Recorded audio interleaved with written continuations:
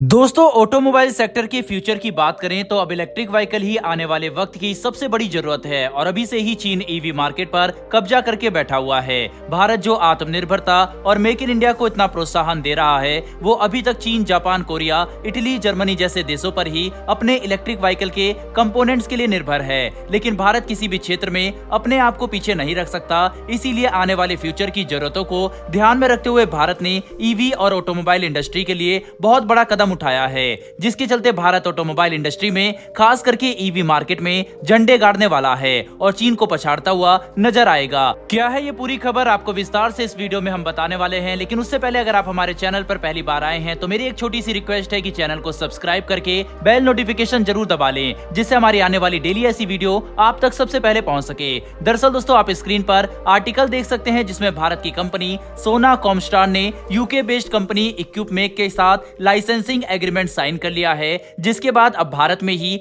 EV components को manufacture किया जाएगा। इस लाइसेंस के जरिए इक्विपमेक ने अपनी पेटेंट टेक्नोलॉजी भारत की सोना कॉमस्टार को ऑफर की है। इस टेक्नोलॉजी के जरिए भारत में अब स्वदेशी तरीके से ईवी पावर ट्रेन, सब सिस्टम और electric car, buses and commercial और नॉन कमर्शियल व्हीकल में लगने वाले सारे कंपोनेंट तैयार किए जाएंगे और साथ ही एक्सपोर्ट भी किए जाएंगे। इस टेक्नोलॉजी की मदद से भारत में ही अब फ्यूचर में तैयार होने वाली इलेक्ट्रिक व्हीकल के लिए जो मेन कंपोनेंट होते हैं उन्हें भी मैन्युफैक्चर किया जाएगा। यानी कि अगर भारत में ही मैन्युफैक्चरिंग होगी तो बाहर वाले देशों से एक तो हमारी निर्भरता कम होगी, यानी कि उनका जो इंपोर्ट में जो पैसा लगता है वह बचेगा। साथ ही साथ भारत इस टेक्नोलॉजी को और बेहतरीन तरीके से बनाकर दूसरे देशों में बेचकर वहां से डबल मुनाफा कमाएगा। और ये बात तो जग जाहिर है कि भरोसे की बात जब भी आती है तब चीन और भारत के बीच में बहुत बड़ी लकीर खिंच जाती है और हमेशा ही दुनिया के ज्यादातर देश भारत पर भरोसा करना बेहतर समझते हैं। भारत के पास ईवी को तरीके से तैयार करने के लिए प्रॉपर टेक्नोलॉजी अवेलेबल नहीं थी, इसीलिए विदेशों की ज्यादातर मार्केट चीन के ऊपर निर्भर थी। यही वजह है कि आज के समय में चीन सबसे बड़ा ईवी मैन्युफैक्चरर और ईवी कंपोनेंट का एक एक्सपोर्टर है। लेकिन अगर भारत में इस टेक्नोलॉजी की मदद से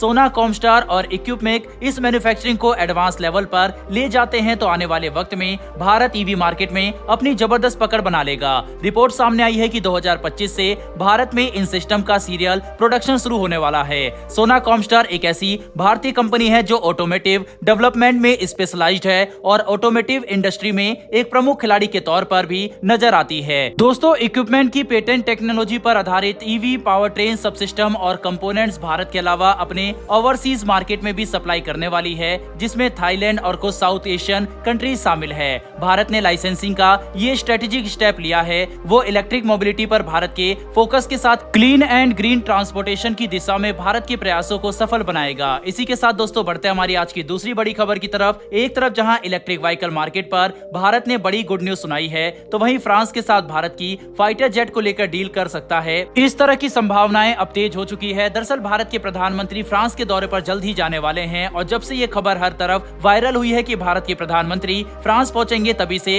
हर किसी को यही उम्मीद है कि शायद इस बार फ्रांस के 26 latest deck based fighter jet की डील फ्रांस भारत के साथ कंफर्म कर सकता है। हालांकि इस बारे में अभी तक किसी भी तरीके की कोई ऑफिशियल स्टेटमेंट जारी नहीं की गई है कि भारत के प्रधानमंत्री इसी मकसद से फ्रांस के दौरे पर जा रहे हैं या नहीं। एक और जहां फ्रांस से नए largest worship fighter jet Indian navy के लिए खरीदे जाने की उम्मीद लगाई जा रही है, तो वहीं पर दूसरी तरफ भारत की DRDO twin engine fighter jet को तैयार करने की जी तोड़ कोशिश कर रहा है। खबर सामने आई है कि 2026 तक टेड बीएफ फाइटर जेट का पहला टेस्ट फ्लाइट कंडक्ट कराया जाएगा और 2031 तक ये एयरक्राफ्ट पूरी तरीके से तैयार होगा। फिलहाल भारत का पहला indigenous aircraft carrier INS Vikrant अपने air certification and flight integration trial के लिए तैयार हो रहा है। भारत के पास इस वक्त 2 एडवांस एयरक्राफ्ट कैरियर मौजूद हैं, जिन्हें इंडियन नेवी की पावर को बढ़ाने के लिए आने वाले वक्त में डिप्लॉय किया जाने वाला है, जिसमें आईएनएस विक्रांत के ऊपर तैनात होने के लिए फ्रांस का राफेल एम सबसे बड़ा कंटेंडर है। दोस्तों, इस वक्त भारत के प्रधानमंत्री पहले अमेरिका दौरे पर जाने वाले हैं और उसके बाद फ्रांस के दौरे पर, और दोनों ही तरफ से उम्मीद की जा रही है कि अमेरिका की तरफ से FA-18 super hornet fighter jet को